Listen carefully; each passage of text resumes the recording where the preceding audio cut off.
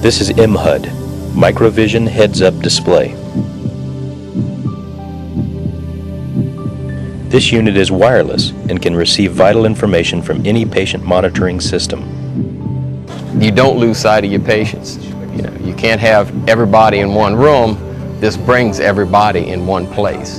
This brings all of your patients right to you. This technology will improve the speed of care and allow us to be more patient-focused. Well, it basically allows me to assess the patient instead of relying on one of the team members. Usually it's one of the team members up at the head who's sitting by the monitor.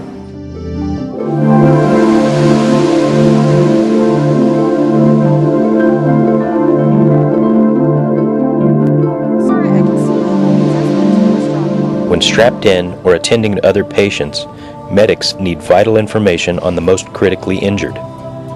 On this C-123 Caribou, CCAT technicians are simulating a critical care transport at Wilford Hall Medical Center, Lackland Air Force Base in San Antonio. You think all right with that? How about this one? Is this one okay? Okay. When a critical care patient is in trouble, seconds can mean the difference between life or death.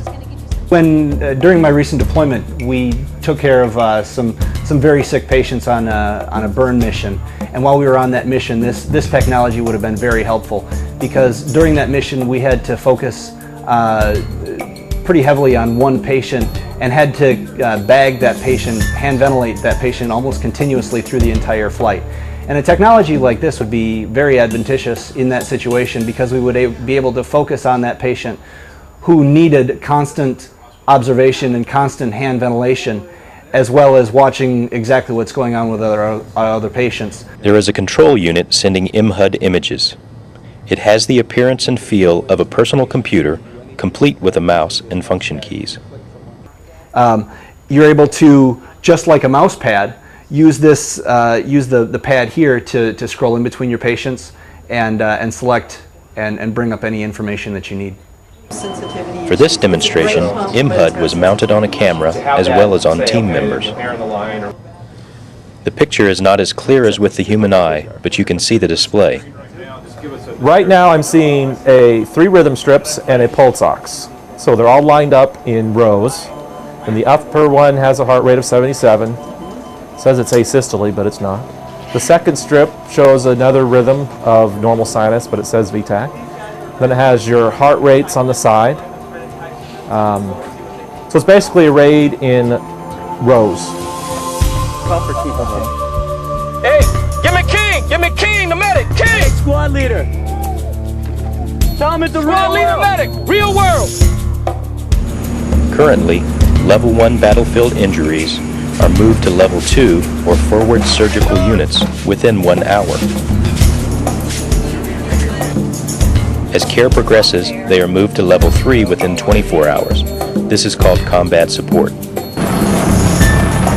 And finally, from Level 3 to Level 4, or definitive care, within 48 to 72 hours. For the critically injured, transportation is a particularly vulnerable time. Distractions can keep medics from attending to immediate needs. Well, my big thing is with the CCAT focus, because you can hear alarms on everything when you're in a quiet room like this, but coming from an air evac environment and knowing how loud and noisy it is on board an aircraft, it would be nearly impossible to keep track of patients that were spread so far apart and make sure that you were getting timely alerts on all the information you needed on the patients.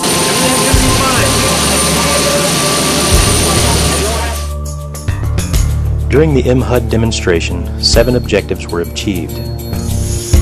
Mobile patient monitoring capability with distant alarm features, functionality of hands-free protocol, digital records, force extender capabilities, maximum patient monitoring capability, monitoring distance, mobile patient monitoring capability while using other applications.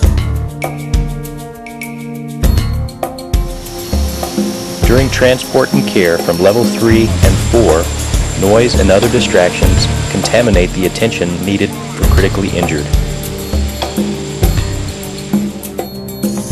During this demonstration, mhud proved its ability to inform and alert medical personnel to failing vital signs. Checking pulse. Oh, I feel one, but does he have a pulse, John? Okay. Pushing atropine 0.5. Keeping a sharp eye and attention to vital signs is a life-saving and vital role for all medics. Okay, why don't we go ahead and let's bolus him up and get a dopamine drip ready to go. Okay. Preparing fluids and hanging bolus. Heart rate's 37. I'm grabbing a premixed dopamine and spiking it. It's ready to go. 99%. Okay, but I still have a low blood pressure. 120 over 50. 120 over 50, yes, ma'am. Heart rate's coming up. Video was recorded during 2 of the 6 demo days at Wilford Hall Medical Center. Other uses for mhud were immediately recognized by demonstration personnel. We have to monitor several patients in an ER. Right now, you know, average ER is 4, 5, 6 patients to one nurse. You can have all of your strips, all of your information right there with you at all times. You don't lose sight of your patients. You know, you can't have everybody in one room. This brings everybody in one place. This brings all of your patients right to you. Extending the wireless range was also demonstrated using wireless repeaters or breadcrumbs. As mhud receives wireless signals from centrally located medical equipment, these repeaters pick up the original signal, then retransmit the signal, extending the range for mhud. mhud met all of its objectives and proved itself to be a capable force multiplier, a modern solution to provide the quickest care for our warfighters. Good, thank you. The nice thing is you can look and see what everyone else is doing right now. You know?